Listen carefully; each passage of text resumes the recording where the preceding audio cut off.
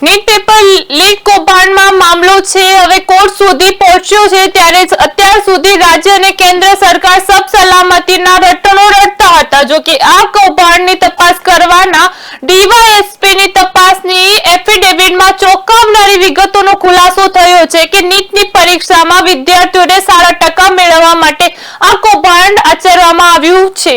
પરીક્ષામાં ચોક્કસ વિદ્યાર્થીઓને એવી સૂચનાઓ આપવામાં આવી હતી કે પરીક્ષા માટે સેન્ટર પસંદ કરવાનો ઓપ્શન અપાય તો તેમાં ગોધરાનો જય Jalaram school Gujarati medium centre જોઈએ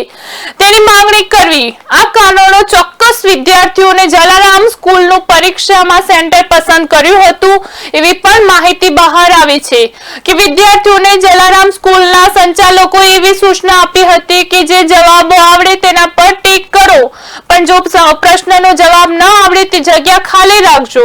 સાથે સાથે વિદ્યાર્થીઓ પાસેથી કોરા ચેક અને 10 લાખ રૂપિયા એડવાન્સમાં લેવામાં આવ્યા હતા વિદ્યાર્થીઓના વાલીઓને ખાતરી અપાવી હતી કે જો વિદ્યાર્થીઓને નીટની પરીક્ષામાં સારા ટકા આવે અને મેડિકલમાં એડમિશન મળી જાય પછી જ કોરા ચેકમાં રકમ ભરવામાં આવશે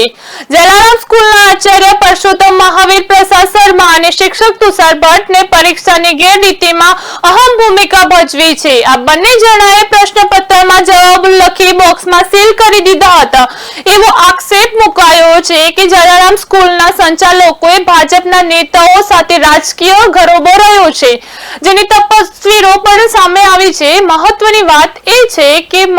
જલારામ સ્કૂલના ટ્રસ્ટી દીક્ષિત પટેલની હજુ સુધી પૂછપરછ કરવામાં આવી નથી જે શંકાને પેલે છે દર્શક મિત્રો આ સમાચાર આપણે કેવા લાગ્યા